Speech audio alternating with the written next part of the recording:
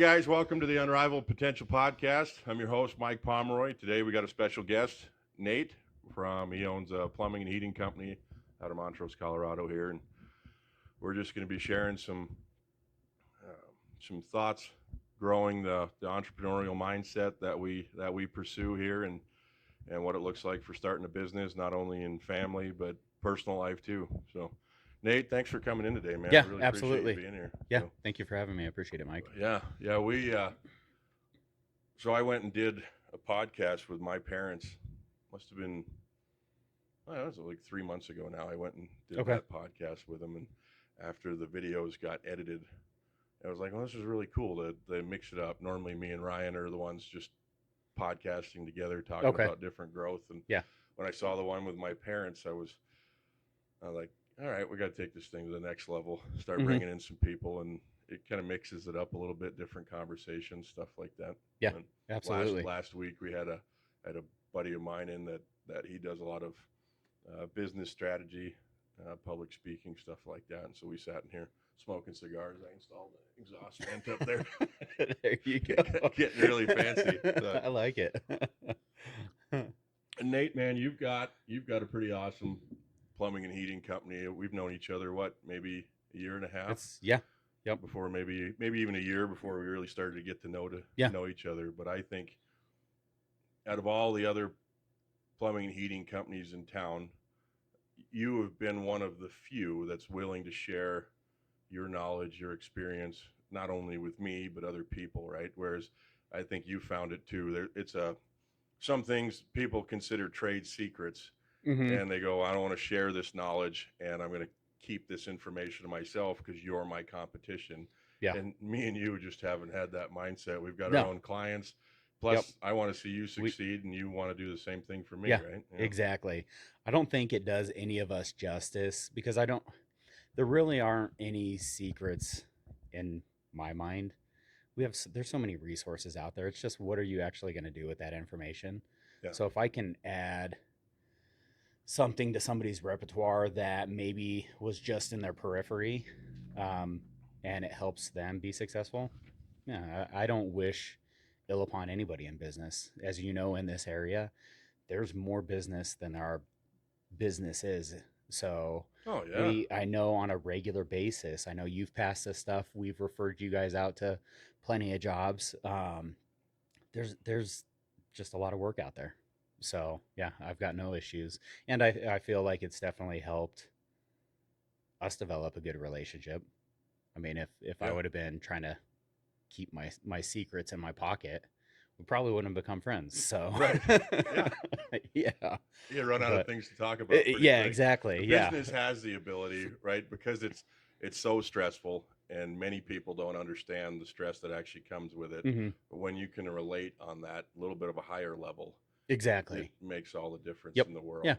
Yeah, and we've both been through similar situations in business. I mean, so it gives you a good soundboard where you can have these I wouldn't call them pity parties, but we know the struggles and we can bounce it off each other Yeah. and share our experiences and oh yeah, I've been through that as well and this is what I did, and it's just kind of nice to have somebody that's gone through that because not everybody understands Yeah. the highs and lows whenever it comes to And then owning and running a business. those low points, I I have had so many moments where it's like, okay, it's just not worth it. For like, hmm like it's time to cut ties, know what I know now, and go start my own thing, just me, Yeah. right? And Yep. this is what happens with, I would say, a multitude of companies. I hmm know probably half a dozen at least in town. There's some really successful ones that have been around 30, 40 years, but a lot of the guys, they start hiring a crew, and then what happens, right? They go, guys ain't worth it. Employees suck, Yeah. and I'm just going back to doing it by myself. Yep. Is that really is that a systems process problem, or is it is it the person, right? Yeah. Yep. Sometimes plumbers are known for, especially the older generation, being grumpy. hmm And even I notice it. Well, I have an apprentice right now, and he's absolutely fantastic.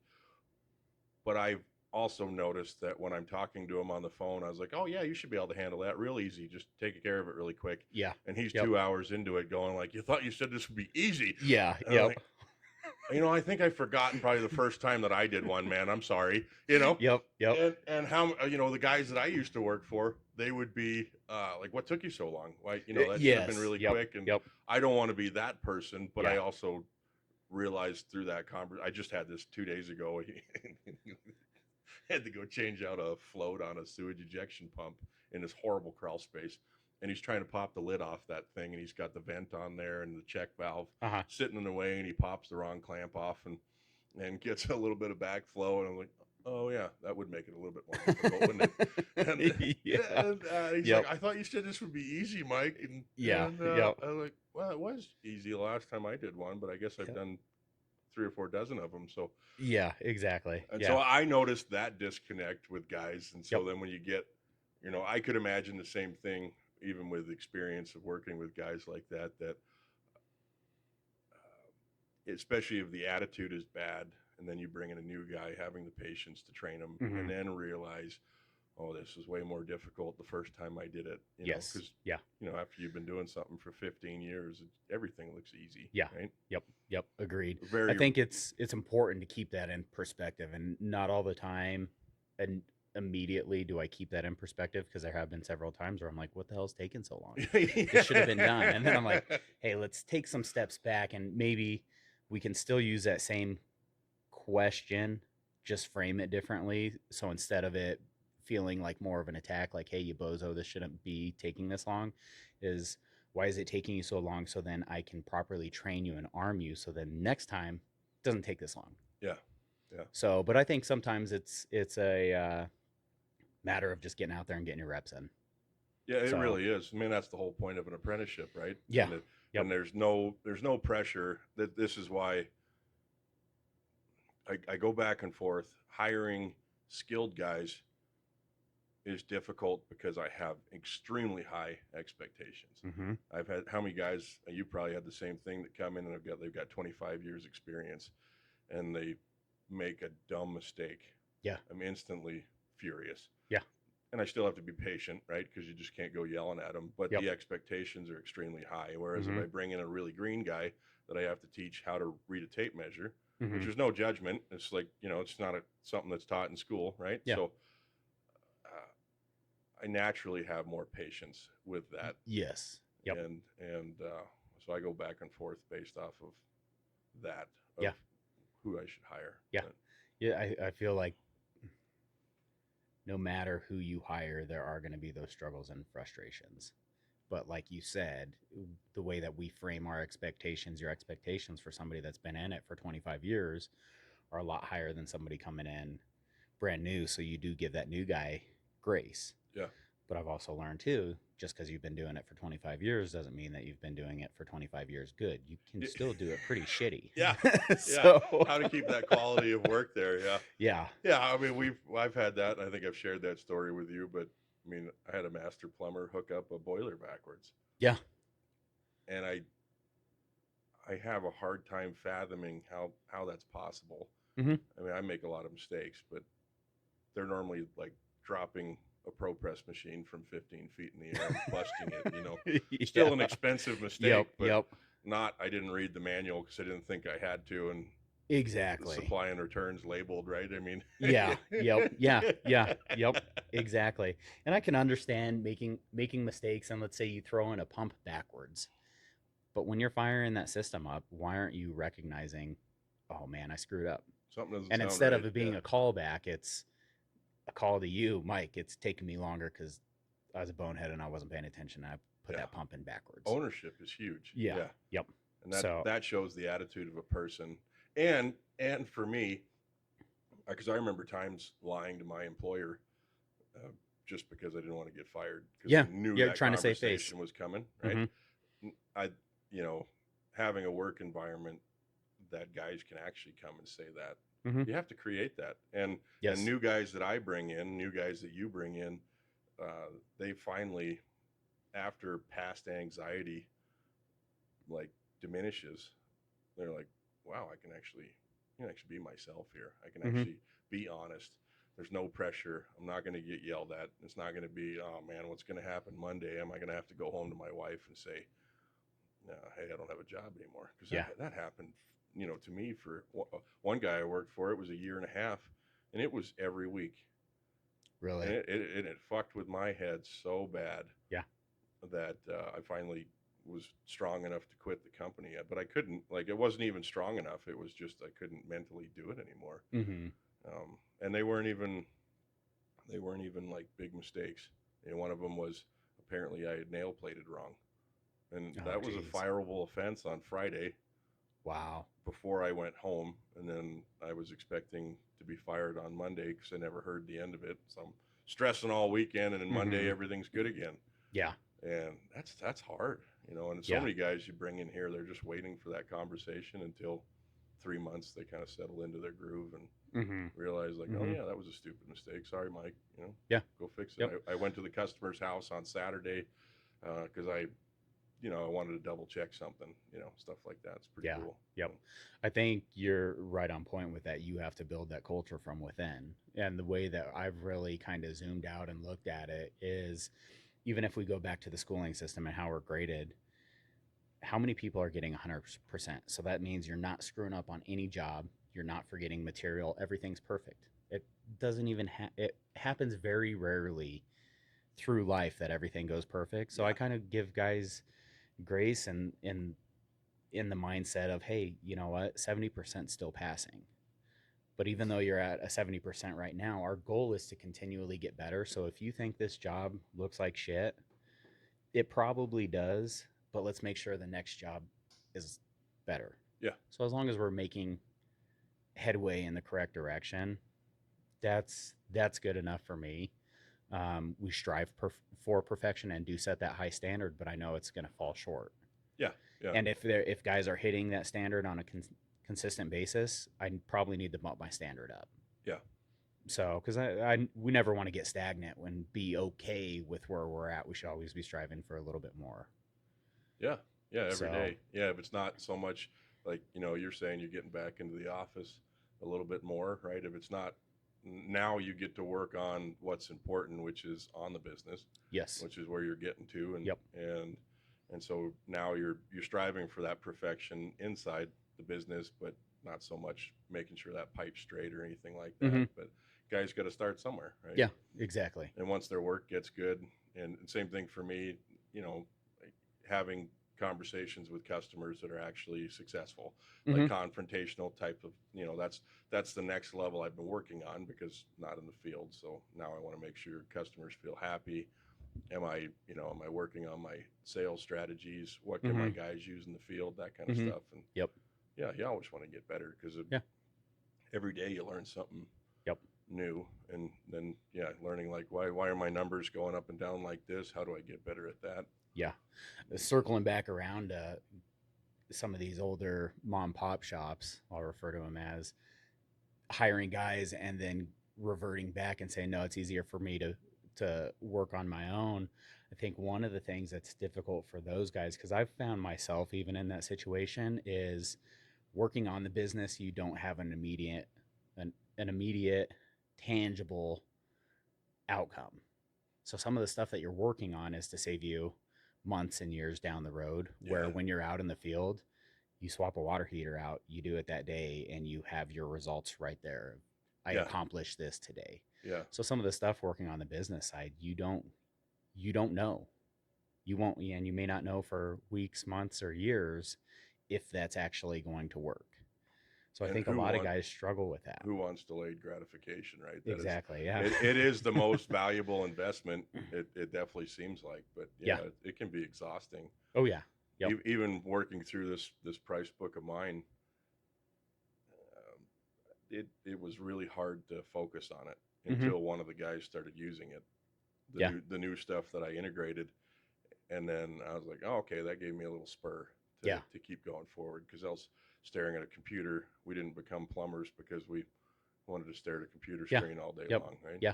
And immediately I'm doing all this kind of data entry input, but we're not making money on it.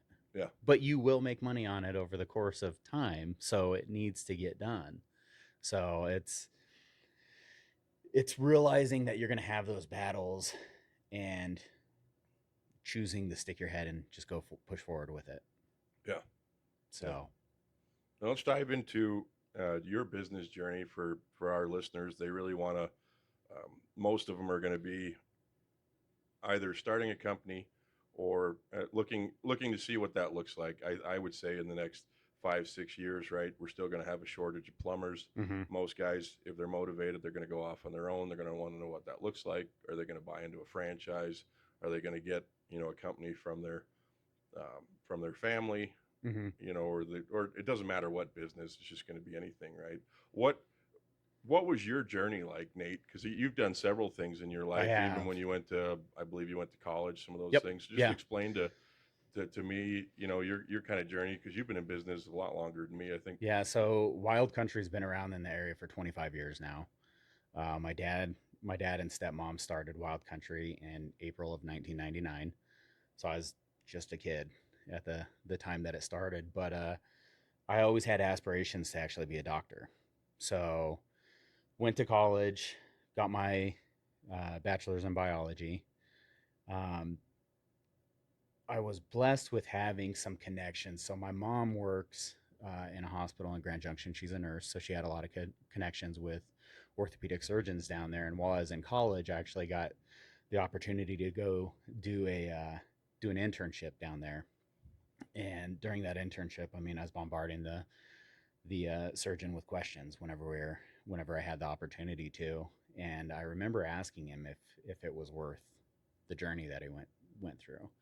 And he said that you really had to have a deep desire to help people. Mm, Because he said in his journey, it wasn't until his mid 30s that he felt like he really got to start living life because you were so hyper focused on, I have to get through medical school. Now that I'm through medical school, I have to get through residency. So it was always delaying kind of starting his life. And he was big on wanting to have a wife and kids. And he said, I didn't start that until my mid 30s and I wanted to do it sooner. It was difficult because all my buddies from undergrad were well into their careers, doing well, had a wife, kids, home, all that stuff that I wanted. And he said, what happens if I would have got through medical school? And I'm like, I really don't want to do this. Can I ditch this and go a different career path? And I owe $250,000 in student loans. Doesn't make sense to me. So at that point, he was saying, he's like, well, if you're going to stick in medicine, go more towards physician's assistant. You still kind of, you don't have near the, I guess, same power as what you would as a physician, but he said everything's going more towards insurance based medicine. So being a doctor, it's great that you're the boss. And he said, we're really not the boss anymore because we answer to the insurance companies before we oh do yeah. anything. So that really shifted me away towards medicine. I'd always worked in medicine up to that point out of high school and looked at going into, well, maybe I can stay in medicine and I'll just go the sales direction. And medical sales, they wanted you to have a lot of sales experience. I had none. It was all clinical experience. Yeah. So the big thing with them at that point was go out and get some sales experience and come back in 2 years. So applied anywhere and everywhere and ended up working in the financial services sector and I sucked at it. It was terrible. I I just wasn't cut out to be in that type of industry. It was Oh it yeah. was really difficult for me. So I did that for Like about highly competitive or just highly competitive and the markets that I was typically working in weren't people that were thinking about the future. That was about our age, so you're more fixated on I've got to survive right now. So yeah. I don't care about saving for retirement. Doesn't concern me.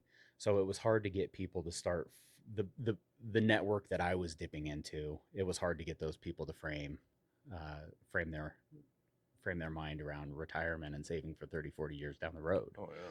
Yeah. So I struggled with that and I just kind of hit a point where I'm like, crap, what do I do? Dove back into applying for medical sales positions and I wasn't getting anything. And I'm like, I don't know what to do. And started looking towards plumbing.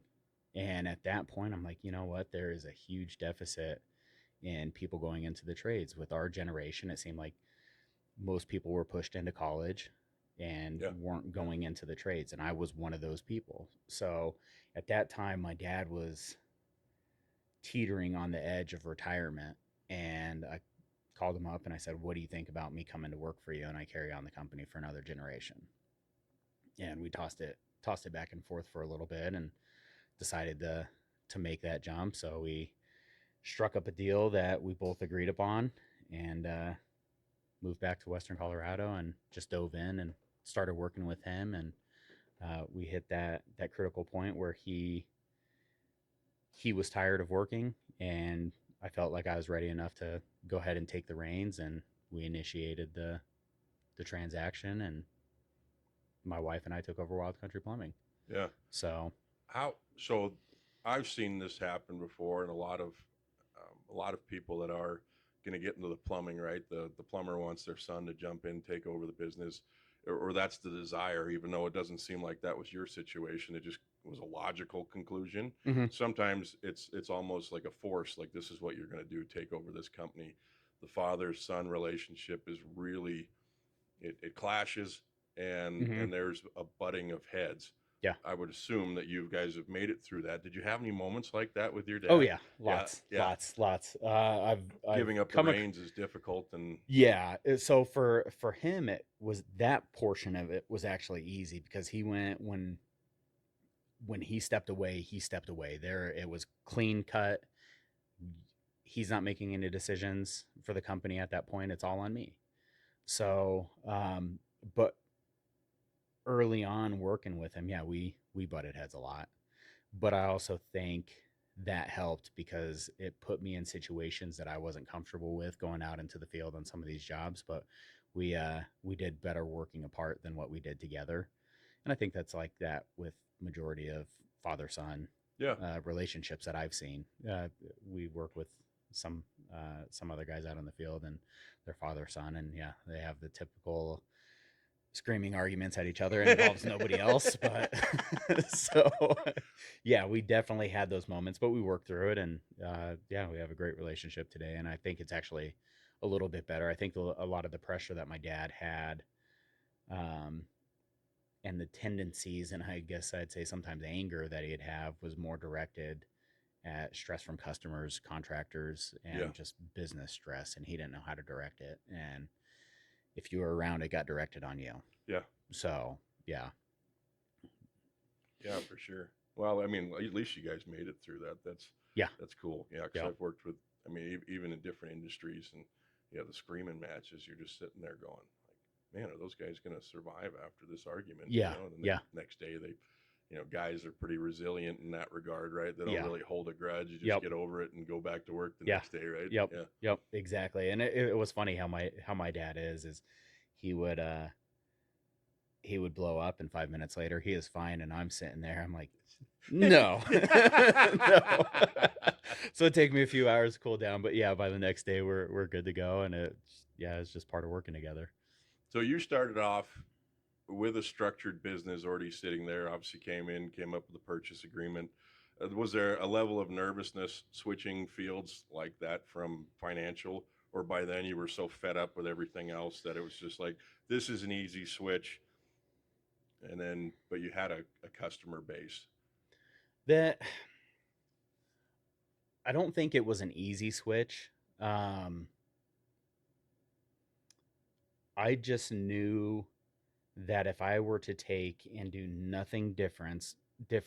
So my dad, when he stepped away from the company, he's 56, so significantly younger than what most people are able to retire at. Yeah, So the way that I looked at it is, if I did absolutely nothing different, I should be able to be in the same position. He opened up his company in I want to say he is in his early 30s. yeah, So about the same time that I was taking over.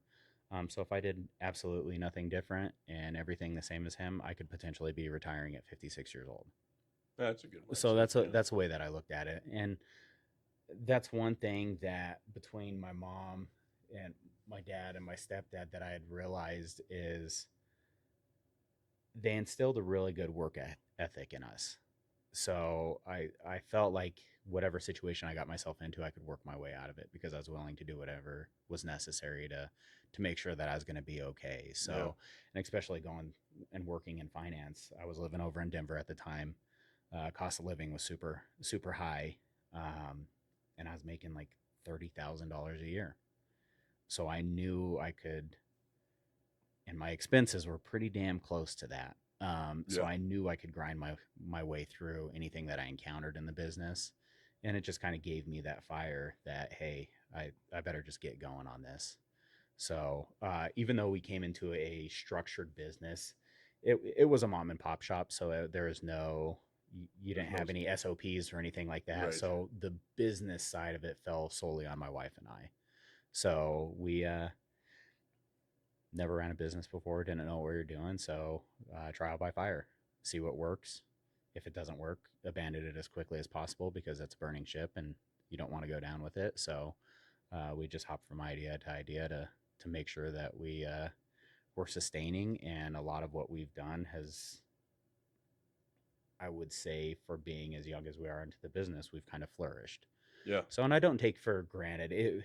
So for my situation compared to yours, vastly different because you've had to work your ass off, come into an area and no, you created the Unrivaled name. I walked into it and we had 20 plus years of not everybody in the area knowing us, but a substantial customer base knowing who I was Yeah. or who Yeah. the company was. And that was a great thing too, stepping into the ownership role. Um, I had all this time of my dad kind of slowly letting me kind of take the reins, especially on new construction jobs. And even with a variety of service based customers, they knew I was there. They knew I took care of them. So there wasn't a point of friction whenever we took the reins that they were like, oh no, now that Nate's taken over and Ken stepped back, what's going to happen? And they jump Right. ship and go somewhere else. It's been pretty easy for us to maintain our customer base as far as service customers and Did you contractors. did you make some changes during that? Because it's been what, 6 years you've been doing it? 3 years. Oh, 3 years. Yeah. Yeah. For the switch. So in that 3 years, as you've made changes, prices, whatever structure, all of those things, plus new employees, have you lost customers, old customers that Yeah. you've had? Yeah, Oh yeah. based Yep. off of some of those switches. Yep. Yeah. We had some right away. Had some friction with some contractors and ended up losing them. And the way that I looked at it is working in finance, I did build some relationships with business brokers, and that's kind of their rule of thumb. Whenever there's a transition in ownership, you're going to use about a quarter of that customer base. Yeah. So the way that I looked at it, whenever they were leaving, it wasn't anything that I did, even though they didn't like the way that we were running the ship at that point, and they were used to the way that my dad had done it. Looked at it as we're going to lose them anyways. So on to the next one. Let's find somebody to replace it. So usually whenever we've lost a contractor, we've replaced it with two to three contractors that actually mesh well with how we work Can really and our, appreciate you. yeah, Yeah. yep. So same way with the customers. And I know a lot of the customers get fixated on price point, and we're in a more expensive environment. Inflation, I know, hurt some people. COVID hurt manufacturing and pricing, so we've seen price jumps from that. There's more of a demand for plumbers these days, and yeah, the cost of living's a little bit higher. And I don't think they always rationalize like, oh, it's like this for everybody. So it only makes sense for Yeah. these plumbing companies to be charging a little bit more whenever they're coming in and doing our service work. Well, you look at it now, it's $200,000 for a trailer house with no hookups, Mm-hmm. you know, and you want your Yeah. guy living in something better than that, Yeah, right? So, exactly. so how do you price it out to where, your guys get a life, Mm-hmm. right? They actually get to enjoy themselves. Because yeah, making Yeah. 30 grand a year in Denver isn't cutting it. And I No. still appreciate the life that I have now, because I remember even it's like just over 5 years ago now, my taxes for the year it was just 16,200. Yeah. And I had 4 kids. And honestly, we were happy, I mean, we were living in a low cost area, but that was still, I mean, just right above poverty. Yeah. And I was flipping cars on the side, just trying to make ends meet, making $10 an hour, plumbing, and it Mm-hmm. was, picking up extra jobs when I could, stuff like that. Yeah. And, my bosses didn't understand or didn't listen, or once again, in their 50s and their kids have moved out, And so they're like, oh yeah, you should be able to live off of this just fine. You're like, what? And yeah, Yeah. and I wouldn't go back to those days, but I definitely, I mean, it's made me who I am and Yeah. the drive that I've, Definitely character building. yeah, yeah, Hmm. definitely character building. So the first couple years in business, then you started bringing in systems, processes, Hmm. trying different CRMs that are now part of every scalable or massive, a, a business that's going to grow will use technology now, right? Hmm. I mean, it's where we're all heading to. Yeah. And what I know a lot of yours has been trial and error. Where did you find your advice and wisdom, or even the ideas to try different things? Did you use Google? It is difficult to talk to other plumbers. You had your dad, but from the older generation. So, I mean, where did you get the ability to, like, hey, I'm going to try this thing out and see if it works for this quarter, right? Yeah. Because It's just for the most part just been all online research yeah, and having the guts to just try it and see if it works. Because nothing, I know nothing's going to be dialed perfect, and it's going to be what you make of it. So even different CRMs, the one that we currently use, um, we aren't even tapping its maximum potential right now. So I know that there's more to go through and sift in. So just being okay with figuring out things as we go, yeah, but a lot of online research is where I'm finding this stuff. yeah, yeah. That's what I did too. Online, some consulting and book reading, right? Hmm. You read a book Hmm. and you're like, hey, that sounds like a great idea. Yeah. Yep. Try Yeah. it out. A lot of books. A lot of my even though I did terrible financially in the financial services sector, um, the relationships that I made in that, I made.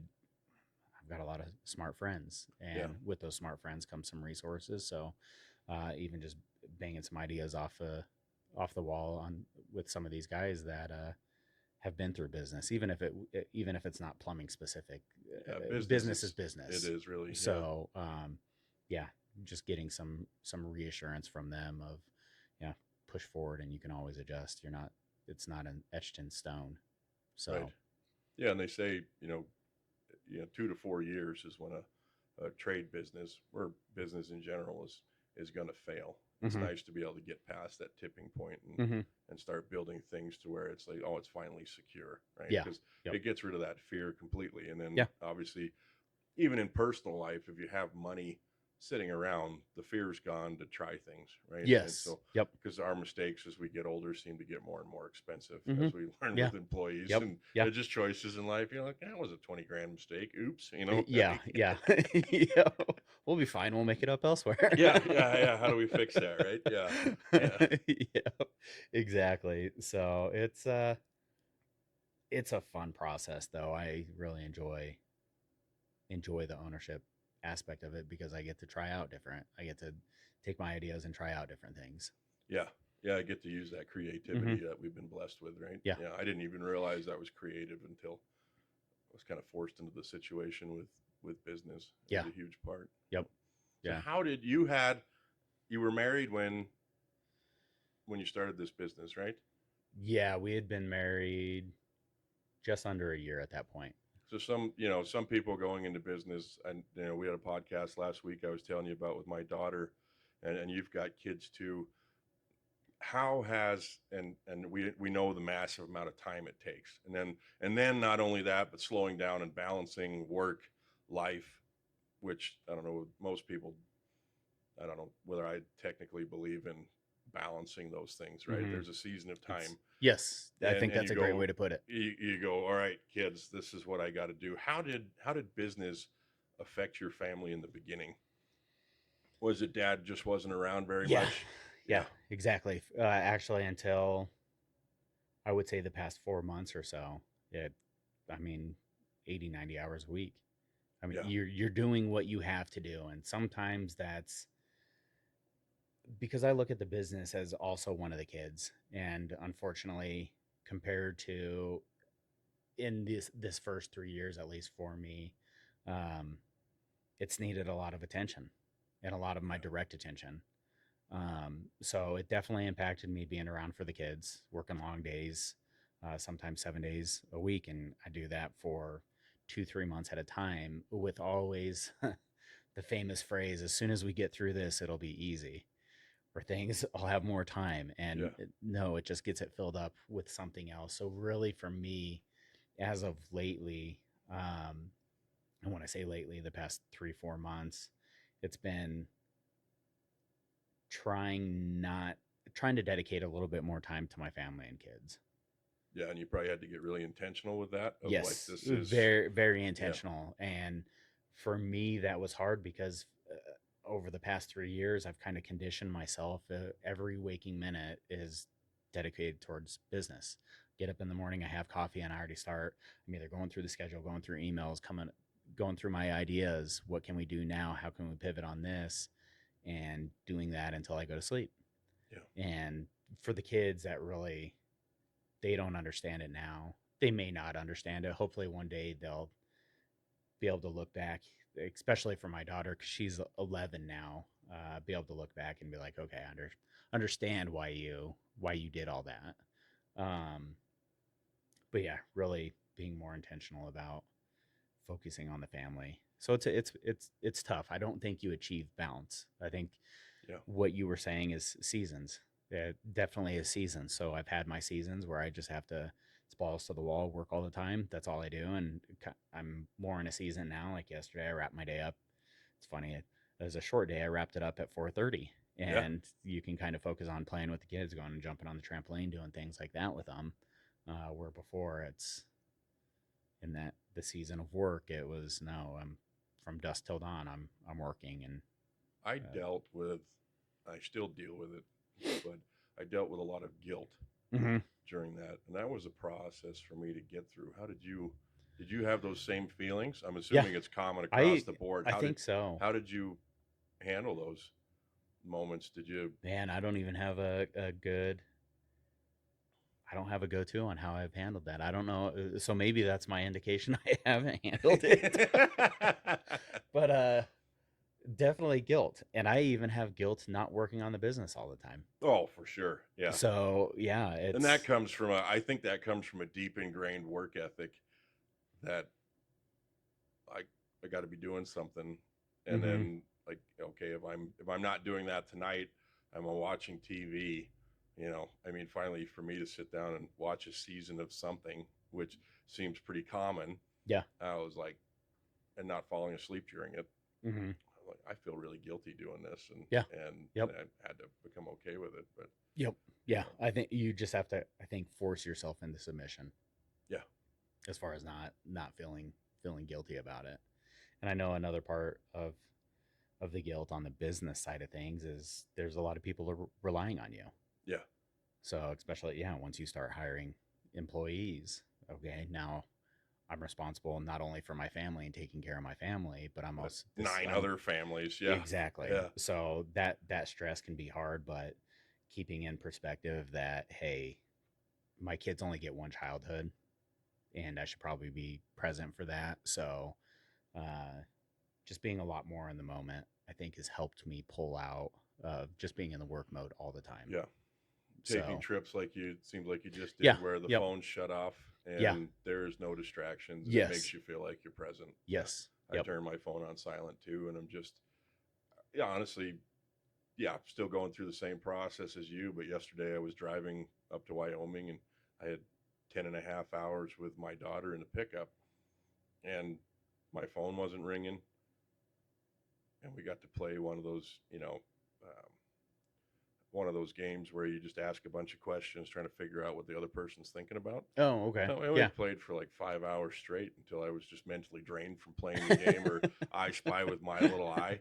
And I was like, I haven't done that in like, to where I played it once and then like, all right, I'm bored, or a phone call comes in and I get interrupted. mm-hmm. I haven't been present in a moment that intensely, I mean, for several years, Yeah, even before the business. But um, certainly with the business, it can make an awesome distraction when things are tough. You know. yeah, oh yeah, yep.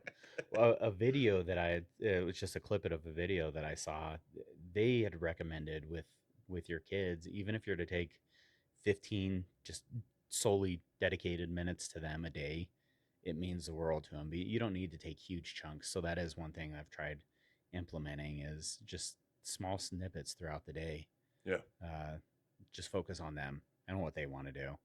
So hopefully that's impactful to them as they grow and mature and Yeah. can look back, and maybe the idea of me working as much as I have doesn't even come across to them. Yeah. And we know, So I mean, as parents, right, you have to know what your kids need so you're there because you're yeah, raising them. yep, But also at the same time, they can't grasp the vision. So if you know your vision yes, on site is like, this is what we're going to create, whether it's mm-hmm, generational, whether it's going to keep going, or whatever you decide where you want to go in life, right? They can't see that yet. mm-hmm, You can express it a little bit, but obviously they don't they don't see it all. And yeah, I think a big yep, part for me is being able to fully grasp where I'm going, and then okay, this is what we have to do to get there. And mm-hmm, yeah, like you say, last 4 months for you, and that's been the last 3 weeks for me, where yeah, it's like, whew, I can breathe for a second, mm-hmm, you know, yeah, like this is what it feels like, yeah. you know. And I think even though, as far as the balance with work and the family goes, it's probably out of whack from what most people would consider balance. But one of the great parts about being an owner is for the big moments that count, you can make sure that you're present. It's not Yeah. a matter of requesting time off. It's no, my calendar is cleared for this. Yeah. So I'm not missing it. It doesn't matter. So that aspect of it is nice. Yeah. And so 3 years into it now, do you feel like, as you're transitioning to this stage of we're kind of making it, I'm switching points of working on the business, do you feel like there was moments, I'm sure, where you and your wife were struggling, not only maybe financially or emotionally with each other? Do you feel like you're closer now because of growing this business together for 3 years? I think so. Yeah. Really, our relationship's great. The only point of contention is matters of the business and how we both have different approaches. Yeah. And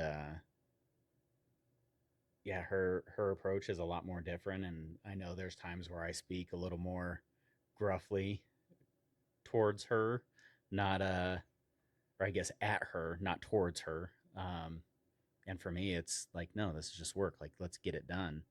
And for her, she takes into the like, why are you talking to me like that? And I'm like, oh, it doesn't always resonate at the time, but I'm like, no, I'm just like, let's get moving, let's get this done Yeah. type attitude. And it's a tough balance working with your spouse. Yeah, yeah, for sure. So But definitely it seems like it's worth it, right? it Because is, a it woman's is. perspective is drastically different, especially when it comes to men in the form of trades, right? Yes. Because Yep.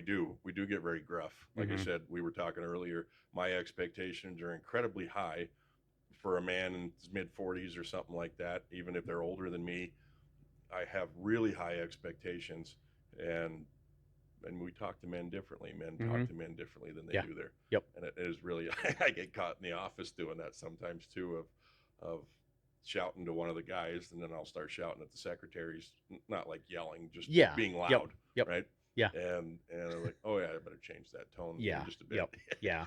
Yeah. Yeah, I know exactly what you mean. So we don't have ill intentions. It's just Switching how different modes. Yeah, exactly. Yeah. yeah, You gotta put on a more gentle hat yeah, depending on who you're talking to. So, but no, I think our relationship's definitely been great. I know for her, it's nice being able to stay at home with our youngest. I know that definitely has its challenges because he's a handful, and she's also handling things on the business side. So, even though I'm busy out in the field, I know she's just as busy at home. A mixture of both family and business. So, but no, I definitely think it's made our relationship stronger. yeah. So So. say you were a year into the business, you're trying different things. What was a really big challenge, if you can remember it, that you got past? You made a mistake, you got past it, and then there was exponential benefits because of it. Oh. Was there like a decision you tried, whether it be hiring an employee or changing maybe your pricing structure, maybe even when you switched to the CRM, that you're using now? Was there something I would say the big switch for us was more in the pricing structure. Um, going towards flat rate pricing versus time and material type Yeah. things.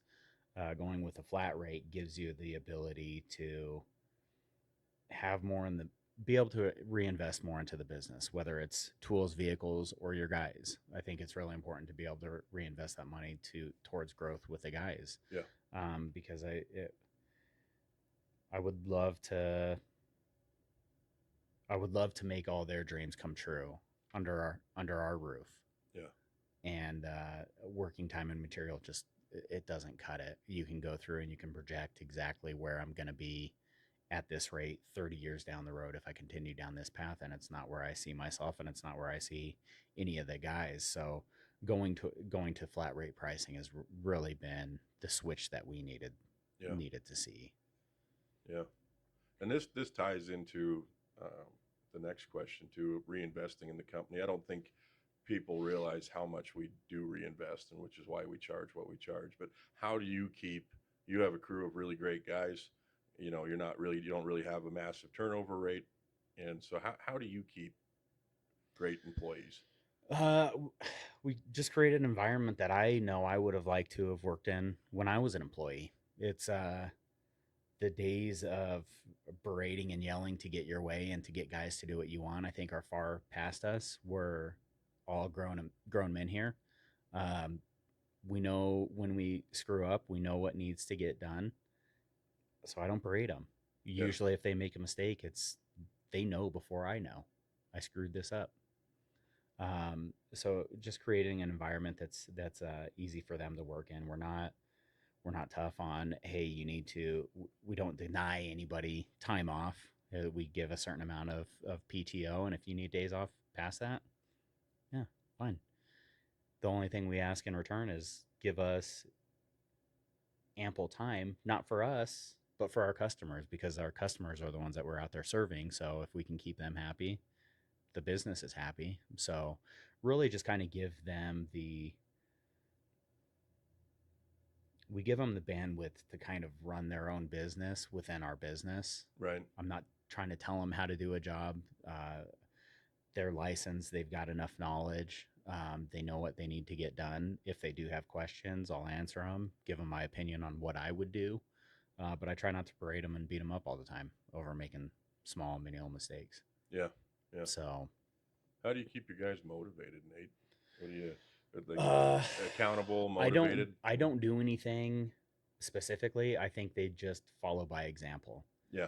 Yeah. And Well, it that's may be good. giving Yeah. myself too much credit, and if you were to talk to them, they'd be like, yeah, he's full of shit. I don't know, but I think alone these guys are super motivated. One thing, whenever we bring new guys on, we have a tendency to just all of us have a tendency to work through lunch. So I'll let new guys know, hey, you don't have to do this, but these guys are super motivated to push jobs forward, and this is why they do it. I'm not asking you to do it, but Yeah. just kind of by default with the competitive nature that the guys that we bring on board have, they either flourish in that environment and are also motivated, or they're not, and they're down the road. Yeah. So I think we got lucky, and I'm blessed to have the guys that we have. So I'm hoping with the mentality that I have and the mentality that they have that we attract people that are like us. Um, so really, it's just kind of throwing it out there into the universe, and hopefully, it attracts the right type of people and keeps the right type of people. Yeah. And So you ask questions like that when you're interviewing. yeah, I've definitely changed my interview process over my last several mistakes, yeah, and make sure I ask those things. But we do the yeah, same thing. I hate taking lunch. yep, There's nothing worse, but yeah, legally, right? I mean, we yeah, like yep, you can take a half hour lunch, yep. but 9 times out of 10 service plumbers, they're just going to eat when they're going They're from on the job to road. job Yep, anyway. yeah, And I've never taken lunch. It always slows me down, mm-hmm. and I feel unmotivated afterwards. And so Yep, it's just easier to work well, through the day and maybe quit a little bit earlier, or just get to a yep, stopping point a little yeah, bit earlier. yep. Right? And that's one of the things that I've talked to the guys, and they're like, "No, I'm not taking 30-minute lunch because then I get off 30 minutes later, so Yeah. I'll work through and I'll be fine." And sometimes I know whenever I'm out in the field, and especially on like a new construction job, you hit a groove, and I don't want to throw myself out of that. So that was really kind of the main thing. And then also working with my dad, I was highly motivated to beat him all the time. I wanted to be faster than him and Right. get things done cleaner. And so I know that was a motivating force for me not to take any breaks throughout the day, but it's not anything I demand. But some people either follow suit because they're as competitive as what we are, or they're not, and they can take their breaks. And that, not saying that working through breaks makes you better than anybody, No, but yeah, it's just kind of a mindset thing. So but there is an enjoyment that comes with healthy competition, right? yes, We're men. yep, That's how we were yeah, designed. That's how God made us.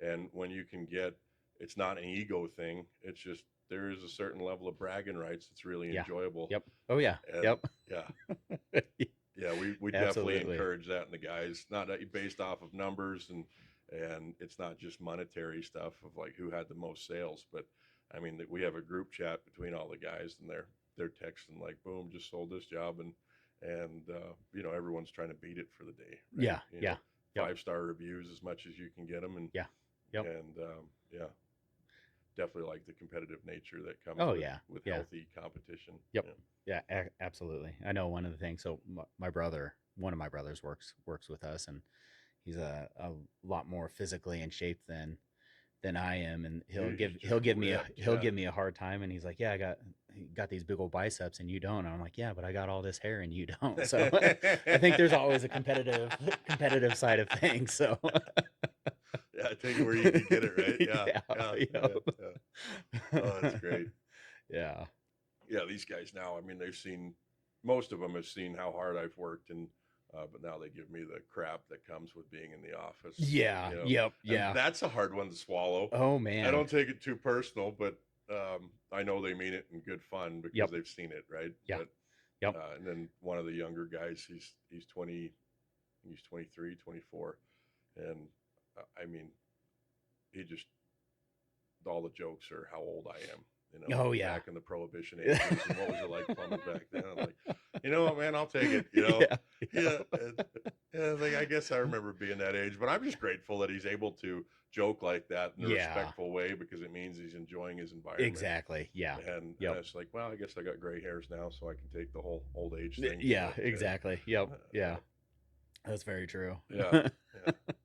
So when you switch to from paper invoices to CRM, how long before you saw the benefits of that, like that growth? We saw the benefits immediately, just maybe not necessarily in the aspect of growth, but in the ease of our day to day life. Yeah. Being able to track things instead of having to call the office and, hey, I wrote a bunch of notes down on this invoice. I need to know some specifics. So we've got it all uploaded into each profile, and that's been an evolving process. Like I said, I don't think we've tapped the full potential of the CRM that we're using now, Oh yeah. and especially pulling out of the field and focusing more on the business side of things. Has really opened my eyes, because I was fly by the seat of my pants trying to do as much as I could in the limited amount of time that I had, because I was running so many either new construction jobs or service calls. Um, it just it's made our life a lot easier, Yeah. being able to have that in the palm of your hand of what did I do last time. Oh, I need to call this customer. So it really lightened the load on our office, as far as having to make phone calls letting customers know if we're delayed coming to their job because of hangups at a prior job, things along those lines. So And customers, I mean, you can tell from your experience. I know customers in my experience appreciate it. mhm. They appreciate the CRM. At first, you know, when we changed our business structure, we lost probably 50% of our clients, Okay. and then had to like restart and rebuild a lot Hmm. of those clientele. But the ones that we got from then on were like, oh, this is awesome. Like, I get a text message that says, hey, I'm showing up at the house. They got a little thing they can click on and see where the technician is, how long they're going to be out, Hmm. ETA, a picture of a guy, you know, that who's going to show up at their house.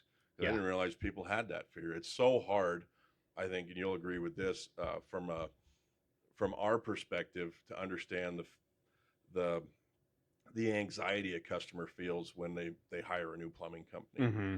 I mean, there's a lot there, Yeah. Yep. and I didn't realize, especially the elder generation, Yeah. say Yep. their husband died and he's fixed everything up to that point. This is the first plumbing company they've hired in 20 years, Mm-hmm. and they're super nervous who's going to show up at their Yeah. house. And there's so many dishonest contractors out there Yeah. that charge for stuff that they either don't do or they're ripping people off. Mm-hmm. You know, Yeah, absolutely. It's yeah, it's great to put yourself in your customer's shoes and realize that, hey, these might be some of their pain points, not just price, but the discomfort of the unknown. yeah, So I know you guys have a good reputation. Like you've got everybody's clean dressed, respectful, presentable. Vehicles are in good condition and looking. I mean, there's that stereotype of a busted up old pedophile van rolling up to your house, yeah, and is this a guy that's gonna fix my plumbing or break into my home? I mean, look at Home Alone; those guys were plumbers. yeah. Right. So That's a good point. Yeah, yeah, yeah. yeah, yeah. And we started off with those vans, and then you like, is it worth switching, right, Hmm. to get the overhead Hmm. costs for a new Well, and sometimes vehicle? you have to, and I try to keep this in perspective. So, not knocking on anybody that has a pedophile van, because I still have one sitting up in our yard right now as a backup that I know will never be used, but it's all decaled and everything, but it doesn't look as good as what we have now.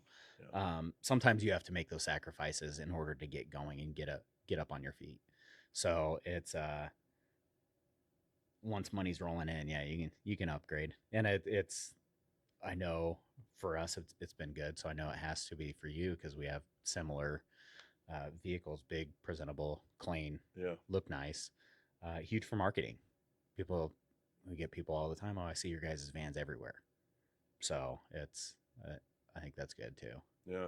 When you look at your company, Nate, when I look at your company, I'll say it like that, and then you can answer. When I look at your company, I would put you in the top 5 competitors for our market, right? Is really where I'd place you. And there's guys we're competing with from Grand Junction, and then obviously me and you don't compete much, but we're still competing, right? Mm-hmm. Yeah. And I'd put you in the top 5, especially with how your business model structure is, the growth that you're trying to get to. What do you think sets your company apart from some of the other shops that we've talked about? Some of the companies that have been around for maybe even longer than you, are larger, stuff like that. But you're offering a quality of work. But I mean, what do you think sets you apart as you continue to grow?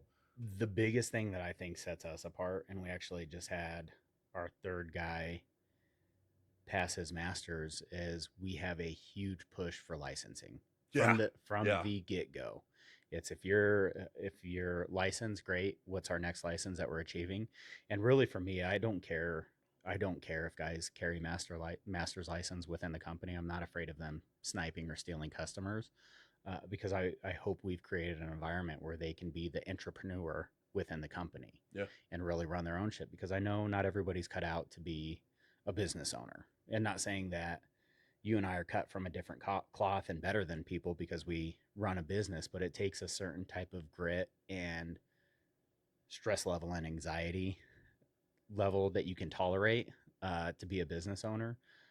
So I know those guys aren't like, we're creating that environment for those guys that are, they have the skills to have a company, plumbing skills, where if they wanted to open up their own shop they could, but maybe not the business skills. So let's let them do that within our company. But the big one, like I said, is just a push for licensing. So if you're an yeah, apprentice coming in, my expectation is 2 years from now you're sitting for your residential license. 4 years or 5 years from date of hire, my expectation is you're going for your journeyman. yeah. And if you want to get your master's, great. Really, that's kind of where I draw the line of if you don't want your master's, totally understand. Do it for a sense of pride, though. I mean, Yes. Yep. there was a level of confidence that come with finally taking that master's, Yeah. Yep. and there's many companies, even especially in our area, and in the service industry, where none of the guys are licensed. Now they Mm-hmm. got the experience and their work is good, Mm-hmm. but I don't think it does a guy any favors not No. having that, because what happens if something happens to your company? Right? Exactly. Yeah. They've got nothing on Yep. paper that says they know what the heck they're doing. Yeah. And more state law, even the recent ones that they've changed, where we have to put the license on the side vehicles. of our trucks. Mm-hmm. That's, in the next 2 years, everyone's going to have a flipping license. And Mm-hmm. how many companies Yep. are going to go out of business because half the guys aren't, or they haven't paid, or it's the employer's job to push those guys to go, hey, I'll pay for this, go ahead and take care of Mm-hmm. Yep. this, Yeah. Yeah. No, I think yeah, it goes to the what you're wanting to attract. So I don't want somebody, whether in their professional life or their personal life, I want somebody that's always striving for a little bit more. yeah, So even after you hit that master's, okay, what are we striving for now? So that's where we've tried to create the environment that they can come to us with ideas, and let's see where we can pivot to in business and how we implement you and fold you into that as well. And maybe that's your sector of the business that you take over and you run. So just a big push, and of course with the on the plumbing, it relies on the license, but just becoming the best version of yourself. yeah, So yeah. The clean, keeping yourself clean, presentable, all those hmm things takes a guy to a whole nother level of personal confidence, right? And so hmm you have the licenses, and then you start carrying yourself in that way, and so you're not only doing a better job, better work, you're just, yeah, constantly becoming a better person. If hmm you can look good, you feel good. You show into a customer's house and you feel good, you look good, you're going to give all of those things. You're going to pass that all off to your customers, right? yeah, Right. yep, yep, And their experience is just going to keep increasing as you walk in and say, "Hey, I'm here to fix this. I know I can take care of it, and I want to take care of you for life." yeah, absolutely. And I think it's a with that stuff, it's a blend. So the license, getting a master's license doesn't mean you know everything. Yeah, I've You've learned got the that. Yeah. yeah, you've you've got the time under your belt. Now you need the experience. Yeah. And just because you don't have a license doesn't mean you don't know anything. Let's take that test. And I think a lot of guys push that off as there's still this, it might be a stereotype, it might be true, that plumbers traditionally haven't been somebody that have been good test takers. Right. And I know the testing for plumbing has actually become easier because you used to have to take a practical portion Yeah. to pass your test, and now it's all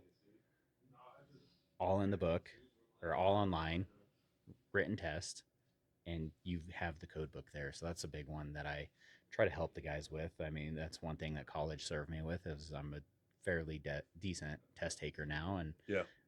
there are some skills and techniques just in test taking that can help you. So it's a matter of, it's great to know the code, but do you know how well do you know how to navigate that code book? Yeah. Yeah. I mean, So that's a big part, isn't it? Yeah. And I always told myself, and that's a big part, was telling myself that I was a bad test taker.